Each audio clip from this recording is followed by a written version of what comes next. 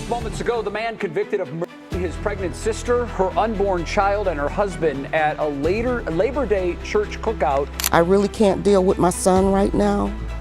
I'm struggling to deal with my daughter. I'm struggling to keep my sanity right now.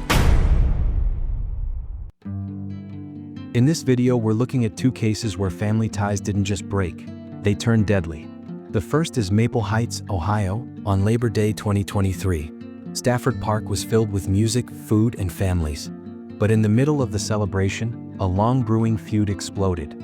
Within minutes, 33-year-old Jason Iverson had shot his own sister, Mercedes, killing her unborn daughter, chased down her husband, Tree Carter, and left him dead in a park restroom. Even his own teenage son was caught in the crossfire. Now we go to Wilmington, North Carolina, November 2022. 16-year-old Mayana Jones vanished without a trace. For 2 weeks, her family searched and begged for answers. When her body was finally found in a landfill, the truth was worse than anyone imagined. Her accused killer was her own half-brother, Jarrese Jones, already in custody for other violent crimes. 2 families, 2 cities, and 2 young women who should have been safe in the presence of their own blood. Instead, they became victims of it. Mercedes Iverson was 30 years old, a well-known cosmetologist in Maple Heights. Her clients didn't just come for her skill with hair and makeup, they came for the way she made them feel welcome. Friends described her as warm, caring, and someone who lit up any room she walked into. She grew up in the same neighborhood where she would later build her adult life, sharing her childhood home with her younger brother, Jason Iverson, and their mother, Cynthia Ivy. Mercedes met Norbert Tree Carter a few years earlier. He was 31, a podcaster with ambitions that stretched far beyond their quiet suburb. Their relationship was steady and full of promise. When Tree proposed, Mercedes said yes without hesitation.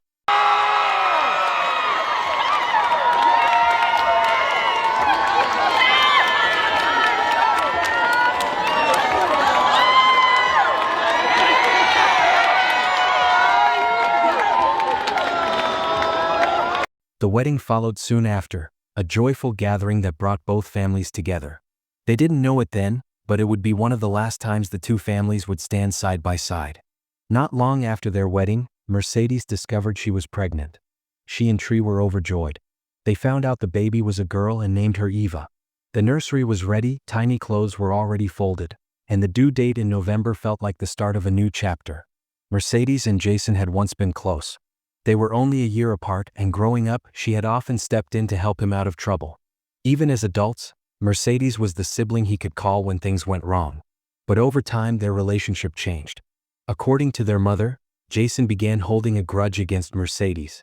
The reasons were never made public. What is known is that the tension between them quietly grew, unaddressed and unresolved.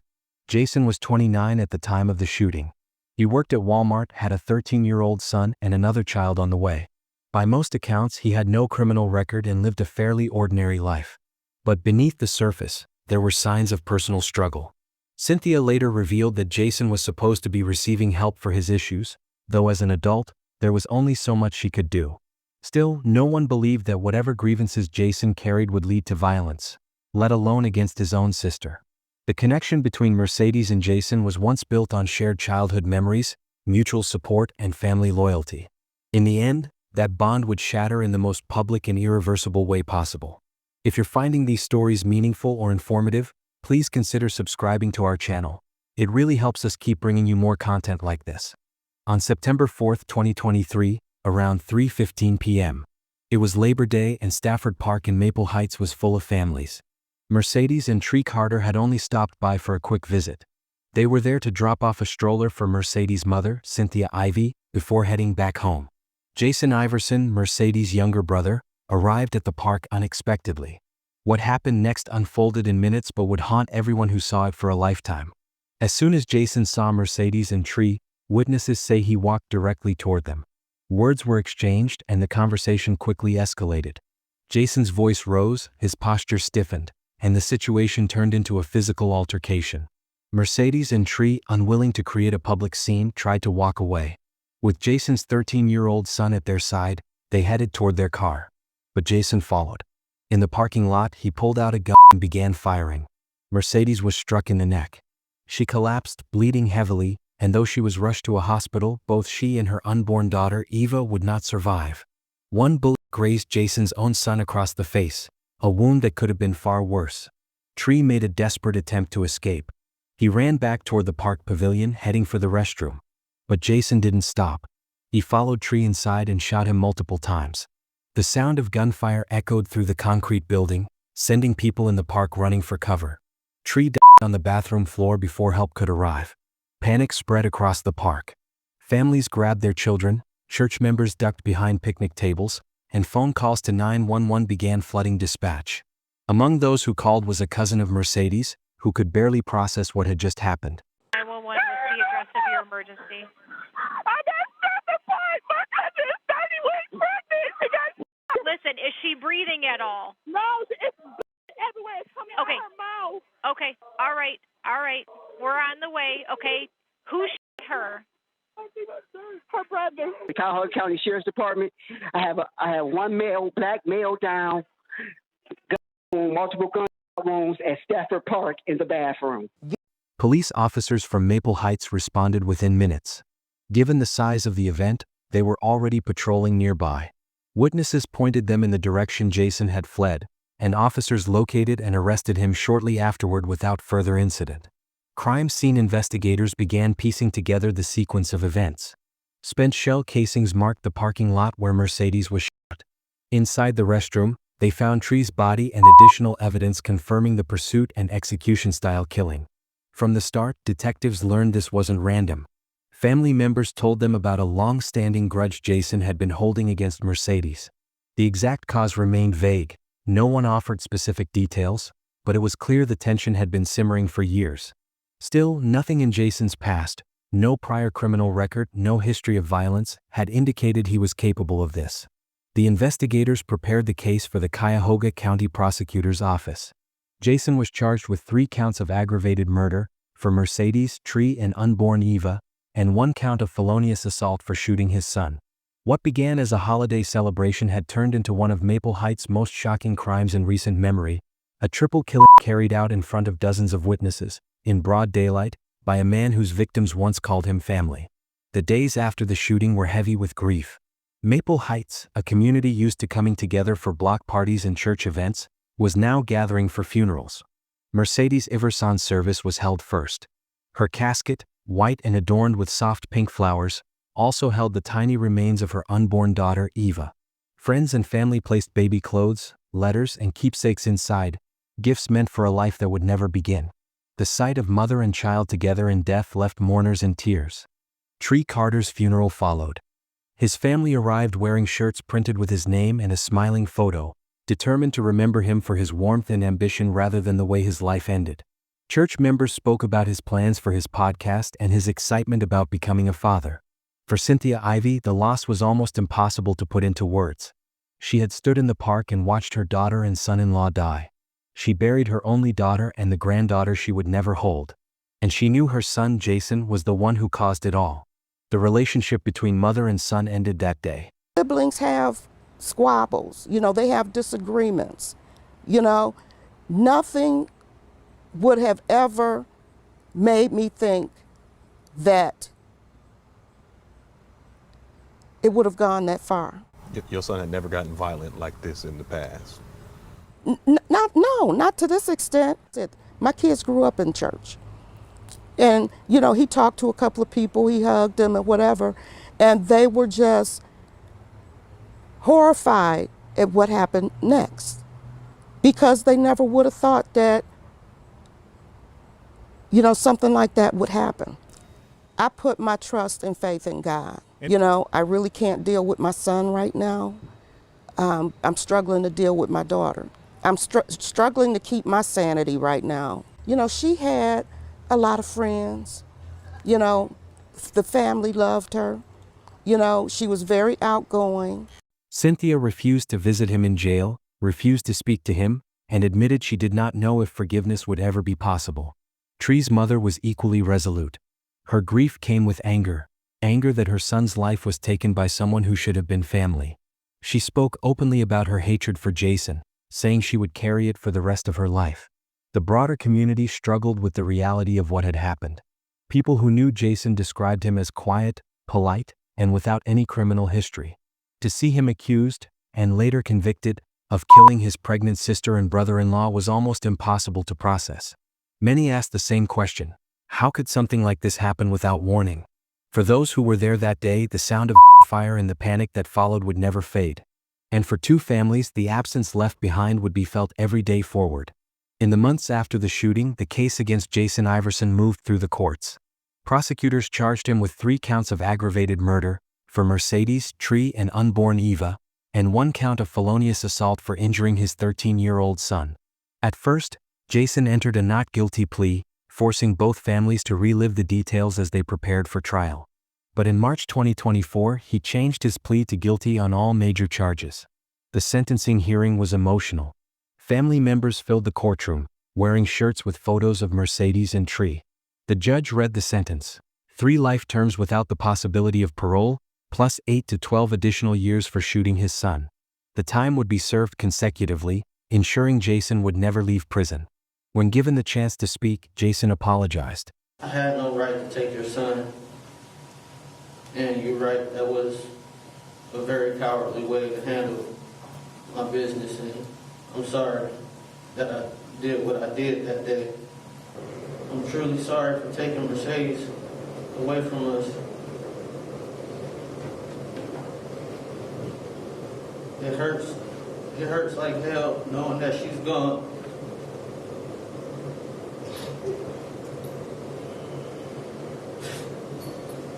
I destroyed the whole family that day. I did. And I deserve whatever punishment that's coming towards me. He told both families he was sorry, admitted his actions were cowardly, and said he destroyed his sister's family that day. But he offered no explanation. There was no answer to the question everyone had carried since Labor Day: why? For Mercedes and Tree's loved ones, the apology did nothing to fill the empty chairs at family gatherings or the silence left in their home. Cynthia Ivey left court still mourning both her daughter and the son she could no longer recognize. Tree's mother walked out with the same anger she had carried since that September afternoon, determined never to forgive. The sibling bond Mercedes and Jason once shared is gone, replaced by a legacy of grief that can never be undone. On November 1, 2022, 16-year-old Mayana Jones was seen alive for the last time in Wilmington, North Carolina.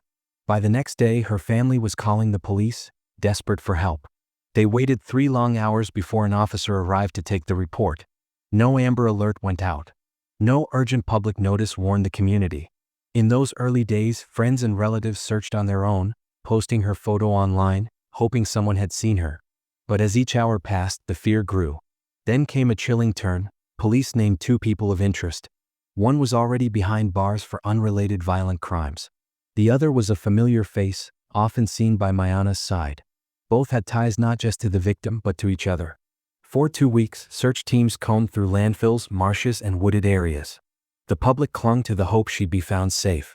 That hope was shattered on November 17th, when investigators announced her body had been discovered in a Pender County landfill.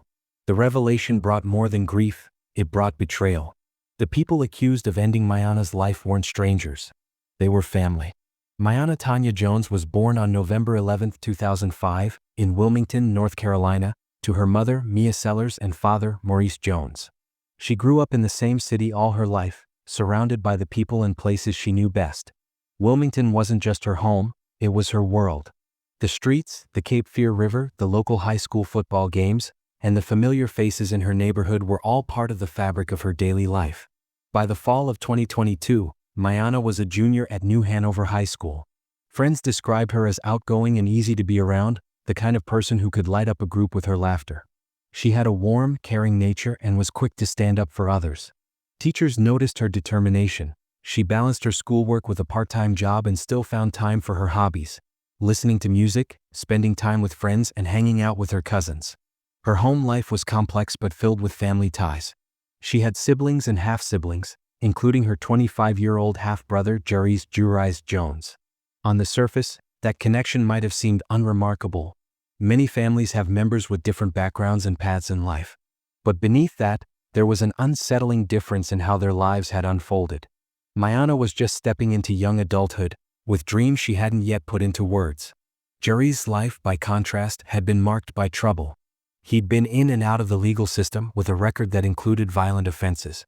Despite his past, he was still family. And in most families, that word means trust.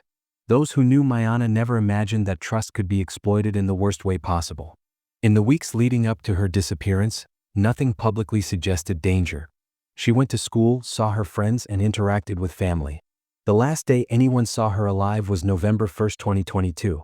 By the next day, her mother was sounding alarms on social media, pleading for help to find her daughter. That Facebook post from her mother revealed both urgency and frustration. She described the difficulty in getting police to act quickly, waiting hours for an officer to take a missing person report, seeing no Amber Alert issued, and feeling left in the dark about the process. Her words carried the desperation of a mother who knew something was wrong. While the family was pleading for help, years of history between Mayana and the man who would be accused of killing her were quietly casting a shadow over the case. At that time, no one outside law enforcement could have known that the suspect they would soon name was not a stranger lurking in the background, but her own half-brother.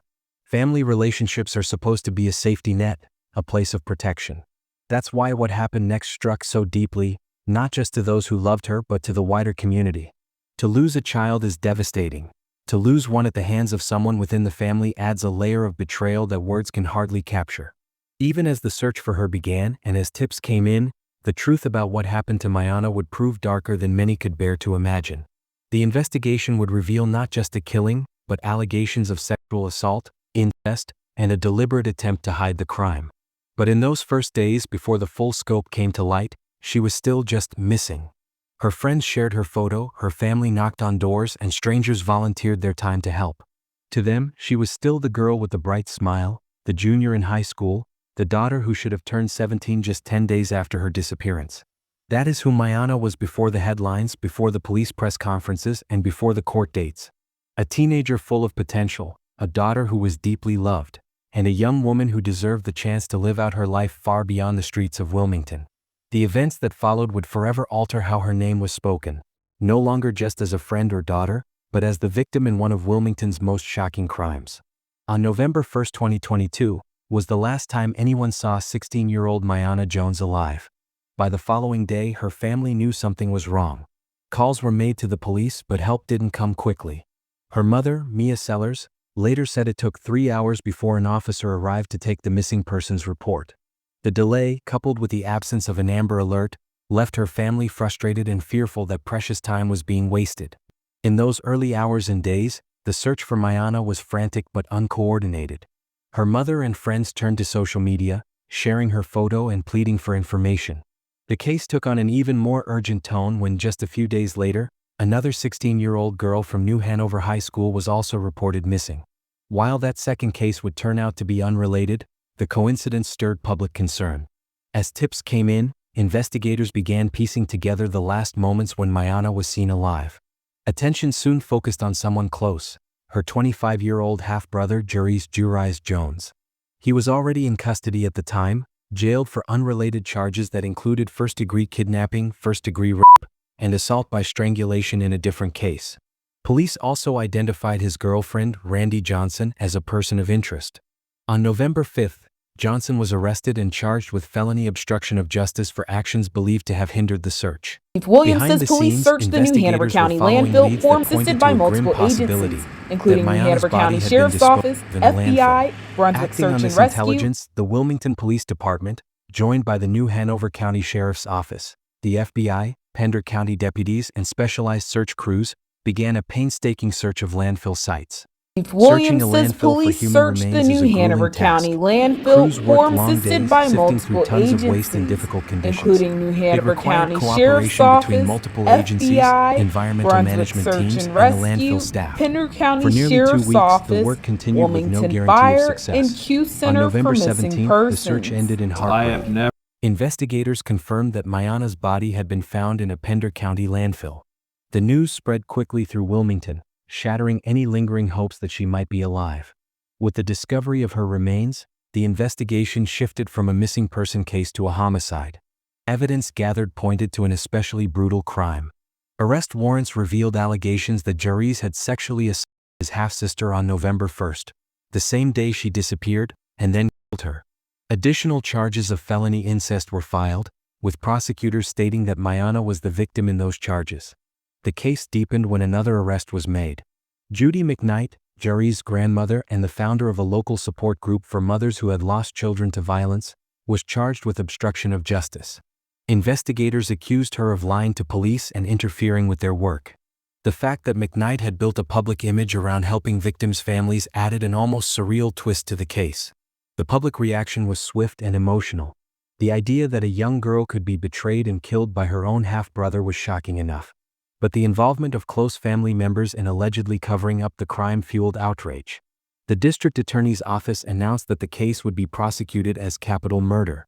If convicted, juries could face the death penalty. Murder is especially heinous, atrocious, and cruel. Some are especially so. The DA called the murder particularly heinous, citing not only the killing itself but also the sexual assault and the attempt to conceal the crime by dumping the victim's body in a landfill. Murder charges coming out, but we are going to be deliberate and make sure that we have the necessary forensic evaluations that need to take place. Court proceedings in the weeks following were tense. At one hearing, tensions boiled over between members of the victim's family and the accused relatives. Deputies had to step in to separate people after a heated confrontation. Meanwhile, police continued to gather evidence. Forensic evaluations were still underway, and investigators were working deliberately to ensure that every charge was supported by solid proof.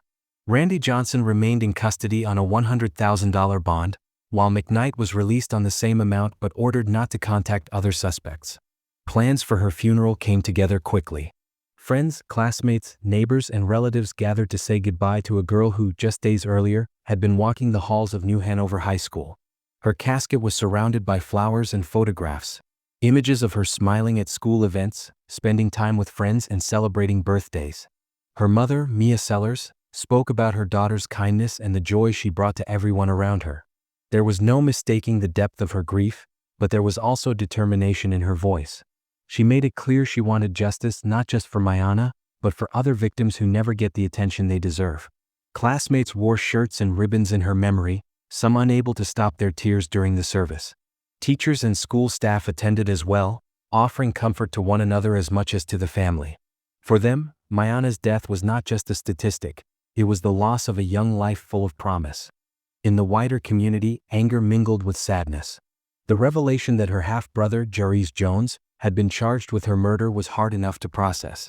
Learning that two other family members, his girlfriend, Randy Johnson, and grandmother, Judy McKnight, were accused of obstructing the investigation made the tragedy feel even deeper.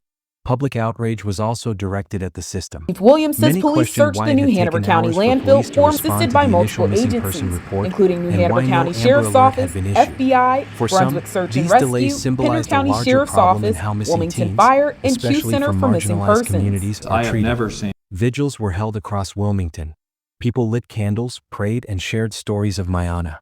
At one gathering, her friends played her favorite songs, the music drifting through the crowd as people stood silently in reflection. At another, community leaders spoke about the importance of protecting children and standing up against abuse, even when it comes from within a family. Mayana's murder rattled Wilmington. Parents started having tough talks with their kids about safety and about the unthinkable possibility that danger could come from inside the family. But grief turned to unity. Neighbors brought food, organizations offered counseling, and people across the state shared her story, demanding justice. Her accused killer is her half-brother Jerry Jones, now in jail without bond, facing murder, rape, incest, kidnapping, and assault charges. Prosecutors are pursuing the death penalty. His girlfriend, Randy Johnson, sits in jail for obstruction of justice. His grandmother, Judy McKnight, a woman once known for helping grieving families, is accused of lying to protect him. For Mayana's mother, every court date is a mix of pain and resolve. The community stands with her, holding vigils, pushing for faster police response in missing child cases, and making sure her daughter's name isn't forgotten. At New Hanover High School, friends honor her with yearbook tributes, moments of silence, and fundraisers. Her story is a warning. Danger doesn't always come from strangers. And as the trial approaches, one thing is certain. Wilmington is watching, determined to see justice served for a bright, loving 16-year-old who should still be here. Take care, stay alert, and we'll see you in the next video.